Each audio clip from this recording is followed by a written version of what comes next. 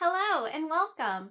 Today we're going to read Frederick by Lionni, and we're going to talk about author's purpose.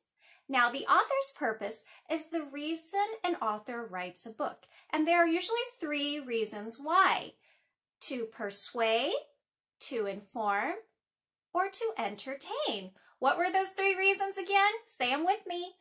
To persuade, inform, and entertain. Now, there's an easy way to remember these three reasons by remembering the first letter in each word. P for persuade, I for inform, and E for entertain. P-I-E spells pie. Yum! Now, when we talk about author's purpose, it's important because a good reader wants to know what is the author's goal. So, why might an author choose to persuade? Well, that author wants to convince the reader of a certain point of view. Maybe that author wants to sell you something like, yes, buy these shoes. Or maybe they're trying to change your mind like, no, you shouldn't smoke. Or yes, you should recycle. And then they'll tell you a bunch of reasons why or why not. Why might the author choose to inform? Well, that author wants to teach or give information to the reader. That author wants to teach you facts. Now remember, a fact is about a real person, a real place, or a real thing. And facts never change. Facts are different from opinions, which might change if you are persuaded. Now, why might an author choose to entertain? That author wants to entertain the reader and hold their attention, usually by telling a story with a beginning, a middle, and an end. And many stories also have a moral or a lesson at the very end, which is also different from facts. So let's keep these in mind while we're reading our book today. And before we read, let's remember what good readers do. They read the pictures and they read the words. Now, Frederick by Lionni. Lionni is both the author who wrote the words and the illustrator who made the pictures. So Lionni is trying to persuade us, maybe inform us, or maybe entertain us using both the pictures and the words. And also, good readers ask questions while reading. So when I ask a question, press the pause button to think in your head or out loud, or talk to someone at home before pressing play. So looking at this cover, what can we predict? Go ahead and pause and think to yourself or talk to someone about your predictions from this story. Now, my prediction is that Frederick, the title of the book, is also the name of this character, this mouse.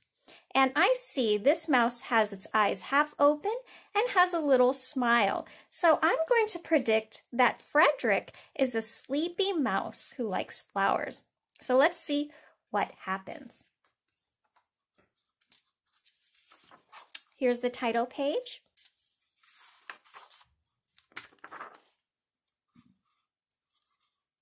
Let's begin. All along the meadow where the cows grazed and the horses ran, there was an old stone wall. I can see in this picture there's a lot of green grass, flowers, and green leaves. I bet it's spring or summertime. In that wall, not far from the barn and the granary, a chatty family of field mice had their home. Ah, mice. Mice is the plural noun of the word mouse. So you can have one mouse, or two mice, or three mice, or more. Now let's count and see how many there are. 1, 2, 3, 4, 5 mouses? No, let's try that again. 1, 2, 3, 4, 5 mice. Very nice. But the farmers had moved away. The barn was abandoned, and the granary stood empty. And since winter was not far off, the little mice began to gather corn and nuts and wheat and straw. They all worked day and night, all except Frederick. So I'm looking like a good reader. I'm going to read this picture and let's see if we can find Frederick. There he is. There he is with his eyes half open. And all of the other mice are carrying food to their nest in the wall, while Frederick is looking the other way.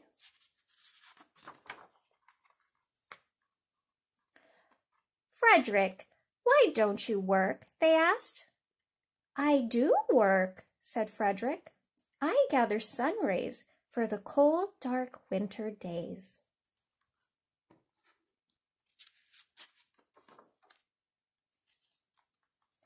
And when they saw Frederick sitting there, staring at the meadow, they said, And now, Frederick? I gather colors, answered Frederick simply, for winter is gray. Now, looking at this picture, I see this one mouse is looking up and behind him at Frederick.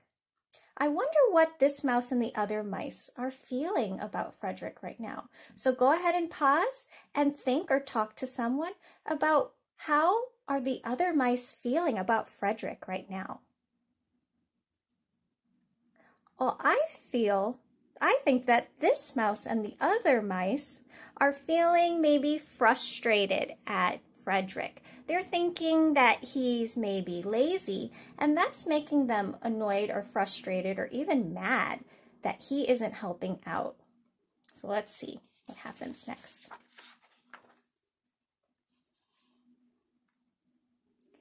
And once Frederick seemed half asleep. Are you dreaming, Frederick? They asked reproachfully.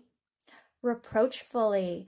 That's a long word that means to talk with anger or disappointment.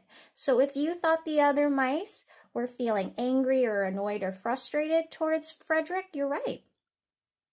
But Frederick said, Oh no, I am gathering words, for the winter days are long and many, and we'll run out of things to say.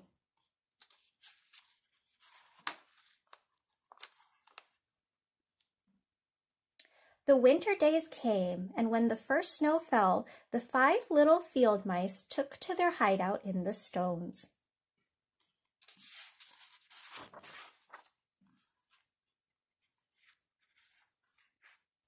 In the beginning, there was lots to eat, and the mice told stories of foolish foxes and silly cats.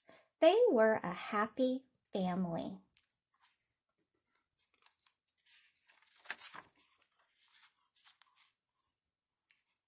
But little by little, they had nibbled up most of the nuts and berries. The straw was gone, and the corn was only a memory. It was cold in the wall, and no one felt like chatting. Oh, looking at this picture, I wonder how they're all feeling now. Looking at this mouse over here, I wonder how he's feeling.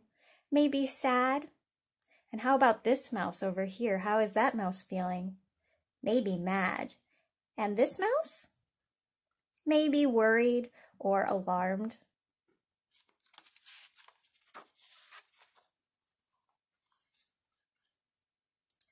Then they remembered what Frederick had said about sun rays and colors and words. What about your supplies, Frederick? They asked.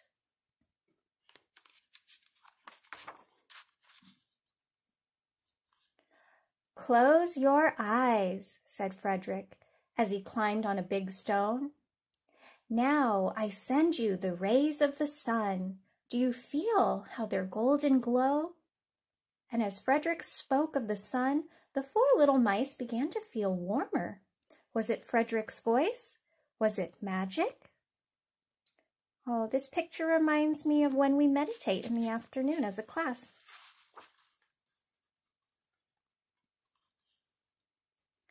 And how about the colors, Frederick? They asked anxiously. "Close your eyes again," Frederick said. And when he told them of the blue periwinkles, those are flowers, the red poppies in the yellow wheat, and the green leaves of the berry bush, they saw the colors as clearly as if they had been painted in their minds. Wow, look at all of those vivid colors in their imagination.